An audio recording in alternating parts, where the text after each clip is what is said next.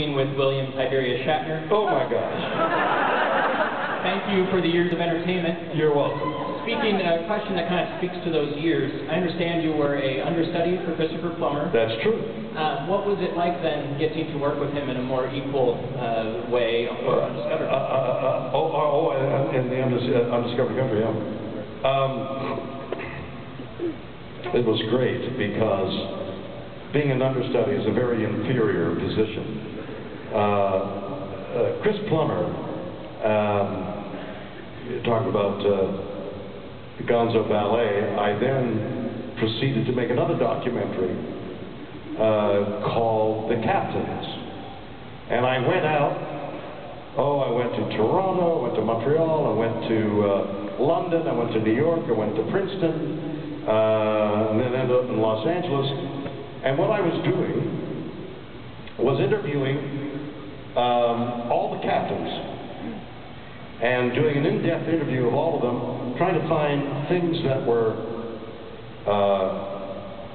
common. Pretty good. Things that were common between all of us. And I called it The Captains. It's being edited right now. And it'll be on the air, by the way, the same time as Gonzo Ballet. So you'll have fun watching it. It's being fun put together, and it'll take another few months. I must have shot 30 hours. I got everybody. While I was interviewing people, I interviewed Chris Plummer. And Chris and I are about a year apart from Montreal. I believe, I went to university, and he didn't. He became an actor right out of high school, I believe. And so I was a period of time behind him as he climbed the ladder in Canada, ending up at Stratford. I was 3 or 4 years behind him, sort of following the same path. What a magnificent actor, what a magnificent, wonderful guy he is. So I interviewed him, and I interviewed him for a couple of hours, and I have enough material to put a show together that I'm going to call Still Kicking Butt. And so that's Chris and I. And I interviewed him at Stratford, Ontario, where he played when I was there, 3 years when the theater opened. And then has continued to play there over the years many times. In fact, last year he was there, and that's why I took the opportunity to interview him there. And I reminisced with him this moment in my life that was so dramatic that when I look back on it, it's like falling off a precipice and wondering what's going to happen. And here's what happened. At Stratford, we would open a play, say in June or July. And then for the next 3 weeks, while we played that play at night, we would rehearse another Shakespearean play, and 3 or 4 weeks later, open that play. So that would say a month later, June and July, we'd open another play. Then in August, we'd open the 3rd play. And we'd then play those in rotation. And then, in August through to September, they would traditionally have rehearsals for the people who were standing in, who were understudies. Sometime in June, when we opened King Henry V, one of the longest male parts in the English language, and I was assigned Chris Plummer's role as an understudy. So I understudied Henry V. And, but we were 2 months away from any rehearsal. And we were about 3 or 4 weeks into the play when Chris got sick for one night, it turned out. I had never spoken the words out loud of Henry V. I'd never walked the part, let alone rehearsed the part. I didn't even know some of the actors who were there, because we're always so busy that it took time to meet everybody and get to know them.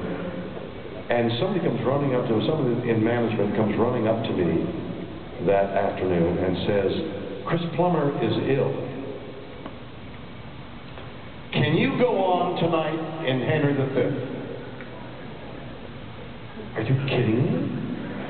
I don't even know the name of the lady I'm going to play. I haven't even met her. How can I go on? They said, you're right. I said, wait a minute. I don't know what stupidity, what sheer arrogance. How could I believe that I could carry out a performance in front of an audience about your size in a part I had never played before, in one of the longest speaking roles in the English language that I had only rehearsed in my bathroom? The only place I could yell, once more under the breach, dear friends, was in my bathroom. I'd yell, once more under the breach, dear friends, and people would say, flush the toilet.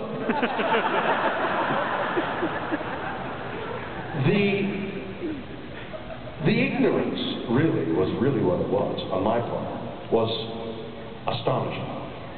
That night, I slipped into his clothes, and they fitted me fairly well. I didn't know very many of his moves. I had sat while he rehearsed and played it. But it wasn't the first thing on my mind. I go on in a thrust stage that would have extended out to here, meaning there was nobody in the wings who could yell, once more onto the breach. You know, they couldn't yell my lines to me. To make a long story short, I got through it. And the audience arose, the cast turned in, and everybody applauded. It was big time. It was a huge moment in my life, and when I look back on it, it was like staring death in the face. And then Chris wrote a book about the incident, and he said, and in his book he says, I knew Shatner would be a star because he did everything his own way. Where I sat, he stood. Where I stood, he sat. And we all knew he'd be a star because he was doing it his own way. I never told him. I didn't know whether to stand or sit. So all these years later, we do whatever Star Trek that was, and here comes my old pal, Chris Plummer, and now I'm Captain Kirk, and he is the guy with the omelet on his head. And it was perfect. So we talk about that in this interview that I hope I'll be able to put on the air, and maybe you'll all see it. Thank you.